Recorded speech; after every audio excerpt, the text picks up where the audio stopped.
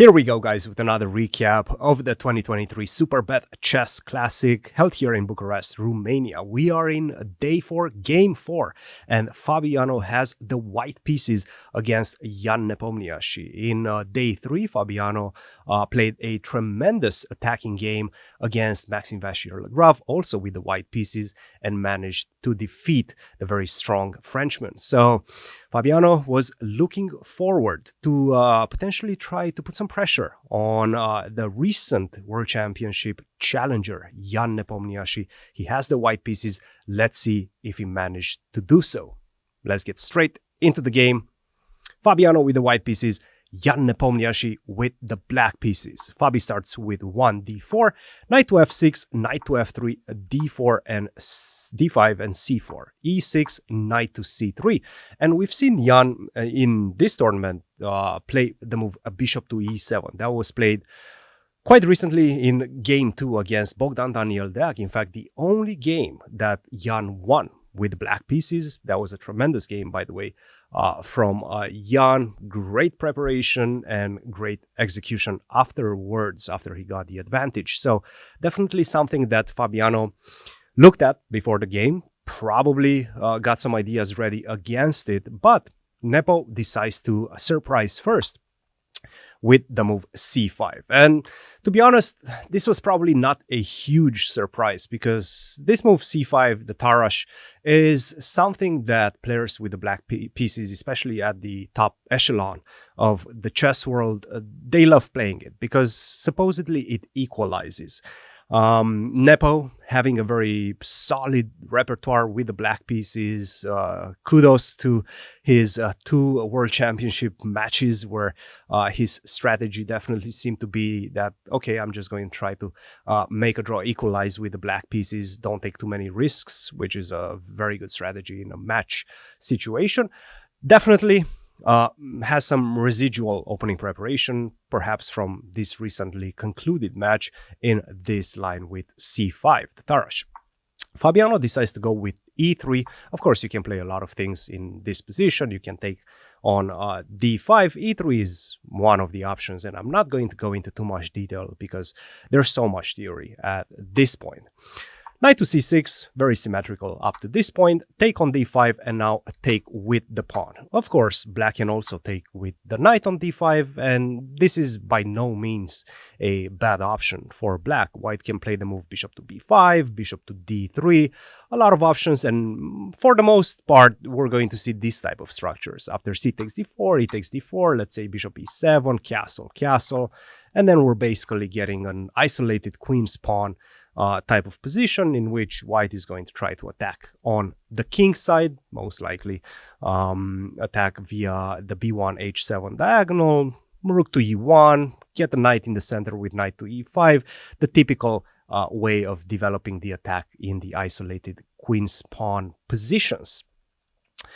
So definitely knight to d5, not a bad alternative for black, but e takes d5 is also a very topical line. I had Gary in the studio today, and he told me that he actually played this position with white pieces against Vladimir Kramnik, and he lost that position, that particular game that he was discussing with me. Bishop to b5, take on d4, take on d4 with the knight. Now we have the IQP, but with reversed colors. So it's not white that's getting the isolated queen's pawn. It's black who's playing with this structure. Bishop to d7, of course, you have to deal with the pin on the a4, e8 diagonal, castle, and bishop to d6.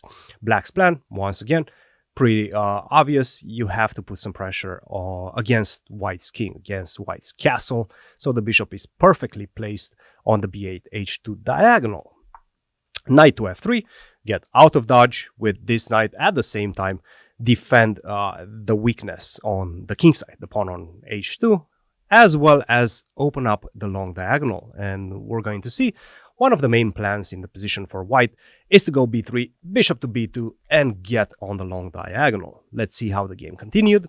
Bishop to e6, you have to defend the pawn on d5, b3, a6, and this is the big first moment of the game. And in fact, up to this point, as you can see on the screen, Fabiano spent no time. He actually gained 4 minutes on his clock. Nepo was also very much aware of what's happening in the position, spent no minutes on his clock.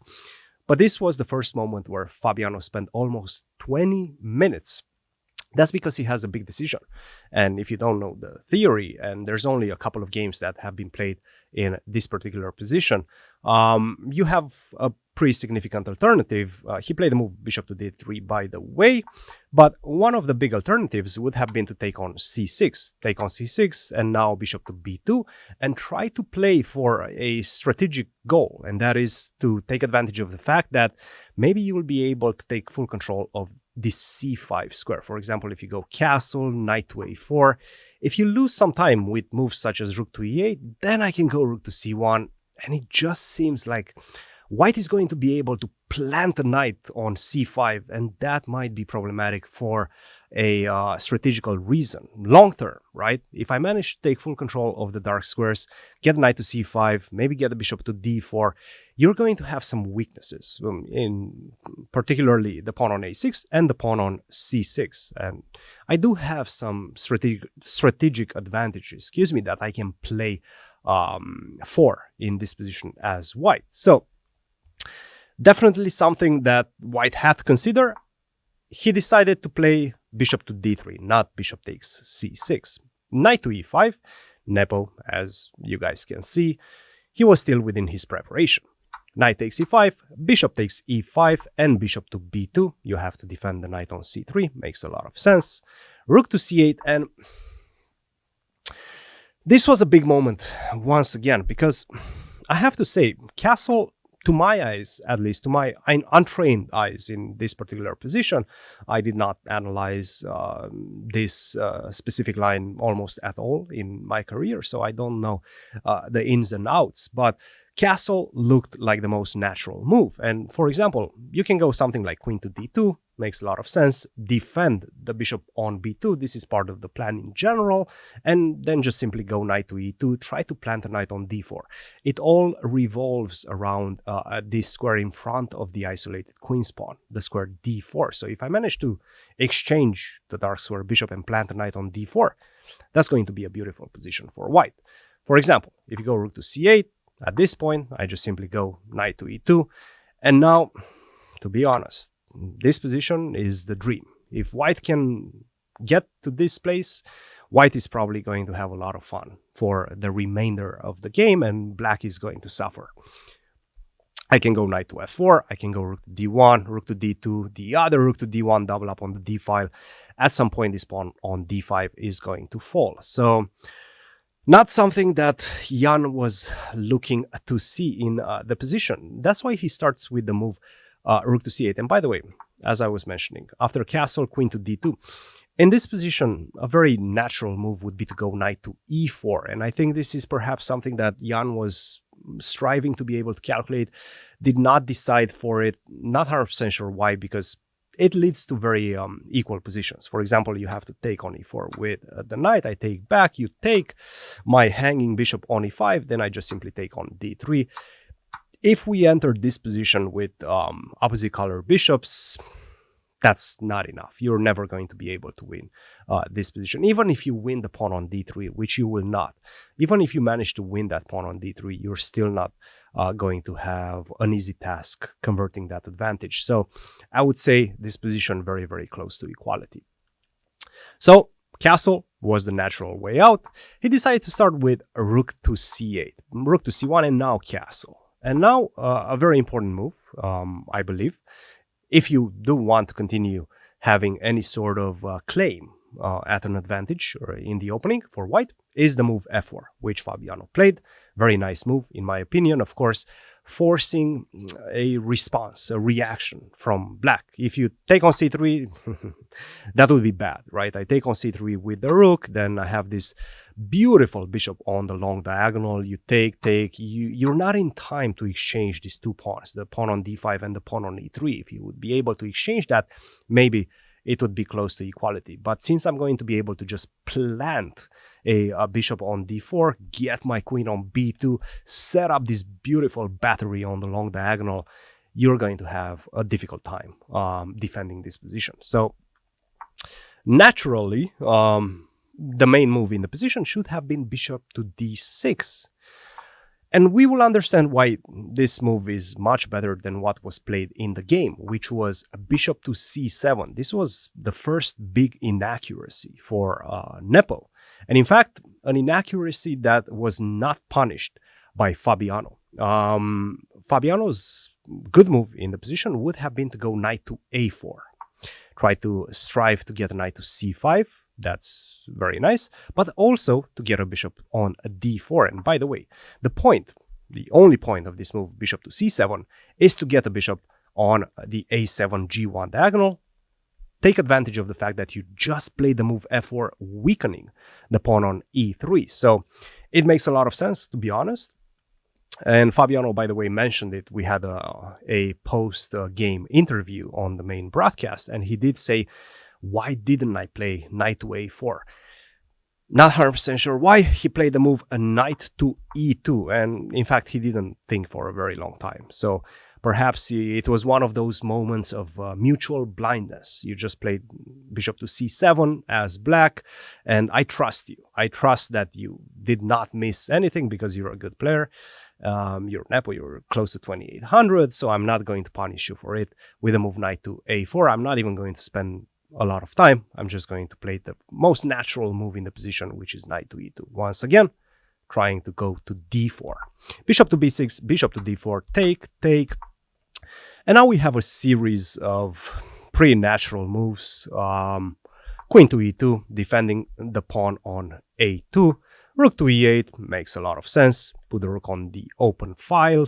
What white does not want to play is to take on e6, because once you take on e6, I'm going to be able to strengthen my control in the center by taking with the pawn, strengthening the defense of the pawn on d5, connecting the pawns like such.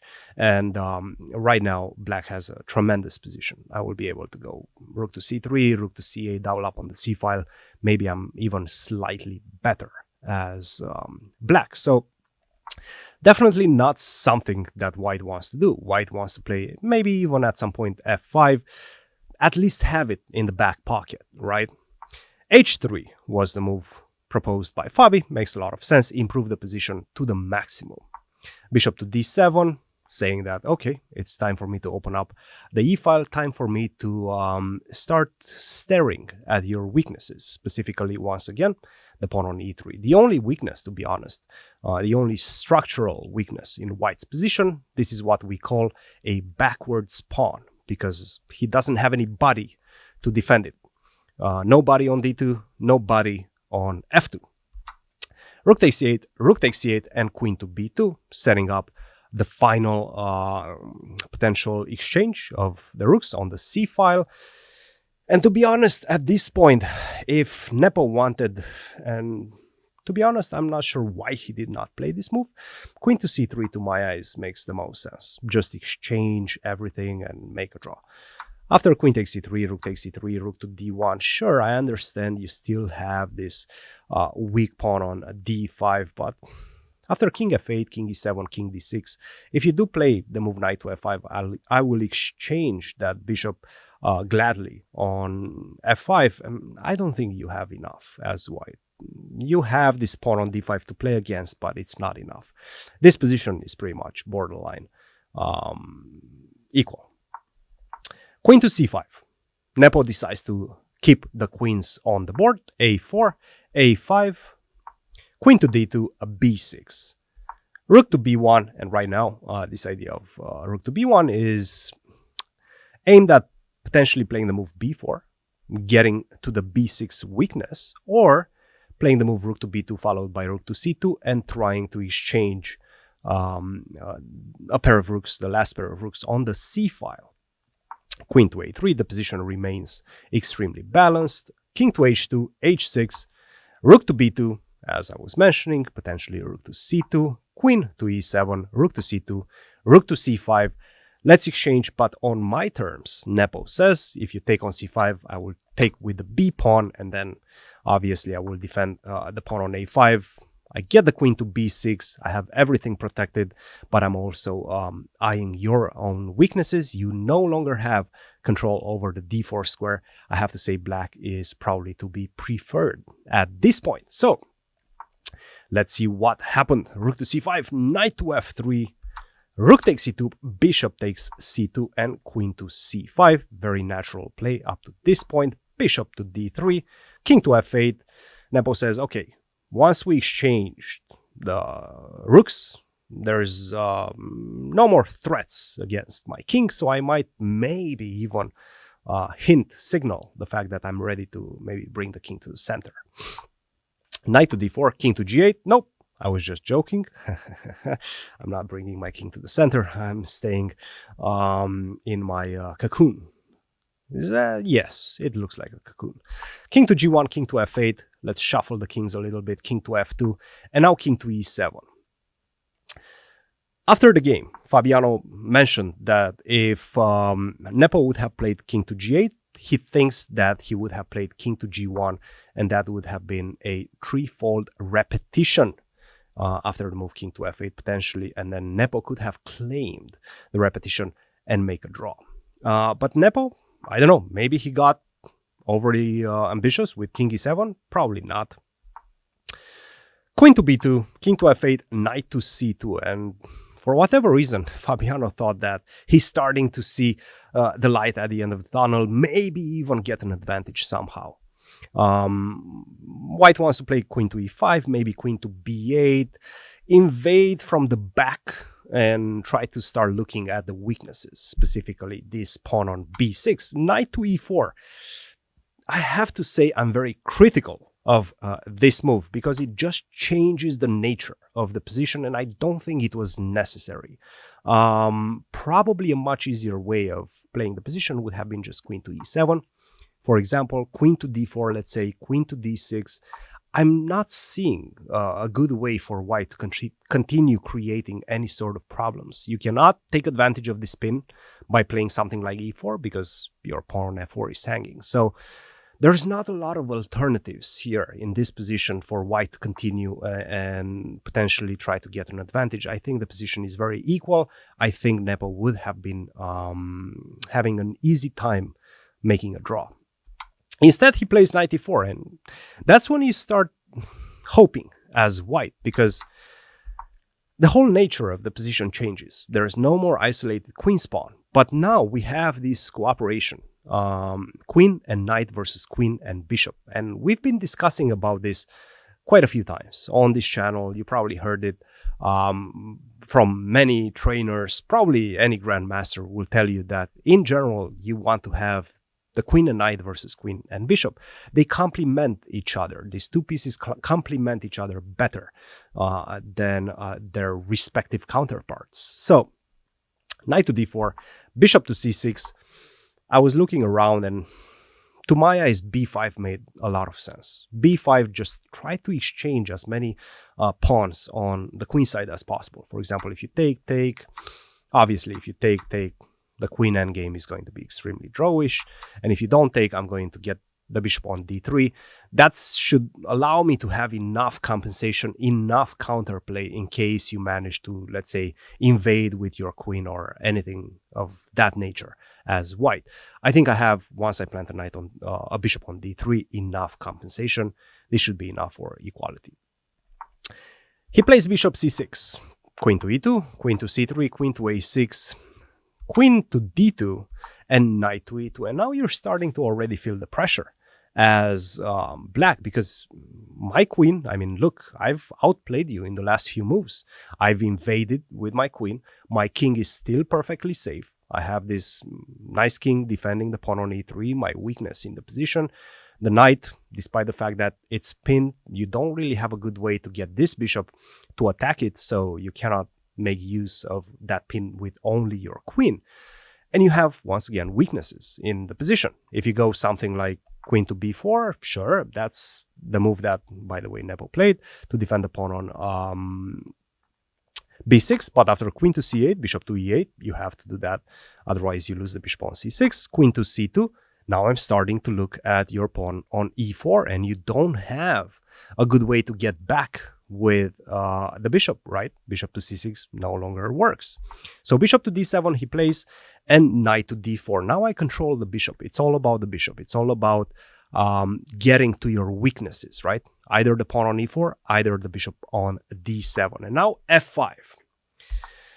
And to be honest, at this point, this is already very difficult. From a practical perspective, the best move according to the engine would be something along the lines of king to g8 or bishop to e6. These are just simply not practical moves. You don't just give up the pawn on e4 like that and hope to survive. It just doesn't make a lot of sense. The most natural move in the position for black is to defend the pawn, which he did with the move f5, the only move that defends the pawn. In fact, you can go queen to e7, but after queen to c7, yeah, good luck. I'm attacking this, I'm attacking the bishop on d7. You cannot defend both of these targets. In fact, you're borderline losing at this point. So he played f5, queen to c7, and now everybody was calling it on the main broadcast as being maybe already a winning position for Fabiano. Still a lot of work to be done. Queen to d2, knight to e2, bishop to e6, and queen to b6. Finally, we've established an imbalance in the position. Finally, I managed to win a pawn. King to f7, still not easy. The knight is tied down. The king cannot really move because it's tied down to the defense of the knight on e2, so you still have to do some work. Queen to d4, queen to a2, queen to a7, check, king to g8, queen to a8, get the king on h7 so that whenever I take later on f5, I'm going to do so with tempo. For example, if you take on a5 first here, I will be able to take on b3, bishop takes b3. And if you take on f5, then I'm just simply going to be able to go bishop to c4, establish the connection with the knight on e2, and that's going to give me enough compensation to secure the draw. So that's not something that you want to see as white. You want to get the king to h7, which he does. And now, Fabiano, in the post-game recap, he said that at this point he was basically expecting Nepo to resign. Nepo, his resilient self, plays the move king to h8. Now he's threatening to take on b3 with the bishop, and you no longer take on f5 with a check. Fabiano repeats once, and now finally he plays the best move in the position, and that is b4. But this is not an easy move to make, because you allow black to pin you down, which he did. Bishop to c4, queen to d8, king to h7, and queen to d1. All of these moves, they have to be very well calculated, because if you miss something, if you miss a bit, you're going to be in trouble. Of course, black has the opportunity right now to take a pawn back via bishop takes e2, queen takes e2, queen takes a4. The problem is that once you do that, I'm going to go queen to b2, set up this beautiful queen behind the passed pawn. You have to go queen b5, otherwise my pawn is just running down the board. Queen to b5, and now I will spend some time hiding my king, get the king to h2. Then I'm going to put my queen on c5, for example. Queen to d4, you stay, let's say. You stay, you continue staying, we continue shuffling, and at some point I'm going to go queen to c5. And now there is no way to get to my king. You cannot take because you're too far away. And if you try to stay on b7, b5, b6, queen c7, b7, b8, and there's absolutely no way you can stop me from doing those steps and getting the queen on the board. So easy conversion, bishop takes e2, cannot be played. Nepo understands that, and he plays the move bishop to b3, queen to d7, bishop to e6, queen to b5. Bishop to c4 no longer works because now I take the pawn with a check. That's a problem. Very nicely calculated by Fabiano. So he plays king to h8, once again with the idea of playing bishop to c4. Queen to c5, g6. If you do go bishop to c4 now, I'll give you a check first. And once again, I'm picking up the pawn with a check. This is winning 3 pawns up. I'm going to be able to go queen to g4 next, get my queen to the defense of the knight on e2. That's all she wrote. So, not good enough for black. g6, defending finally the pawn on f5. The problem with g6 is that it also weakens your king tremendously. King to e1, you're also giving me one more extra tempo to get off the pin. King to g8, queen to d6, king to f7, queen to d2. I'm coaxing you into taking one of my pawns, but finally I can establish this this nice grip on the dark squares. Queen on d2, knight on d4, pawn on b4, and the king is very safe on e1.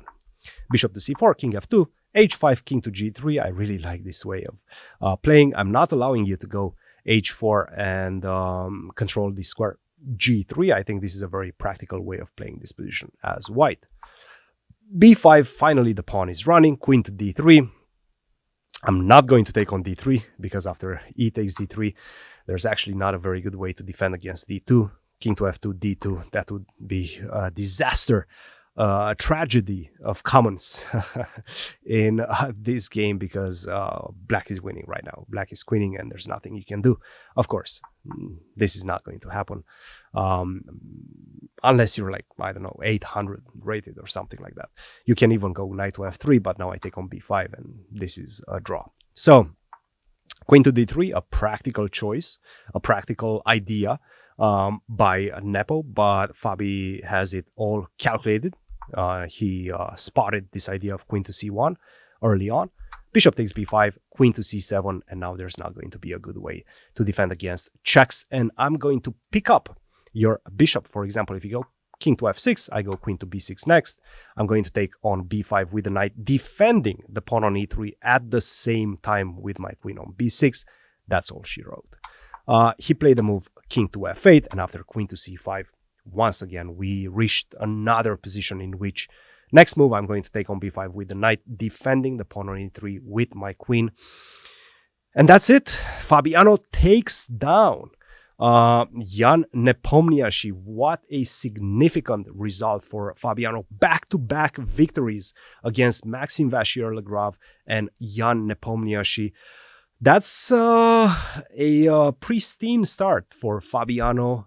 3 points out of 4 possible points. That's +2. He's leading the tournament right now. There's some players behind. I believe Richie Rapport is behind.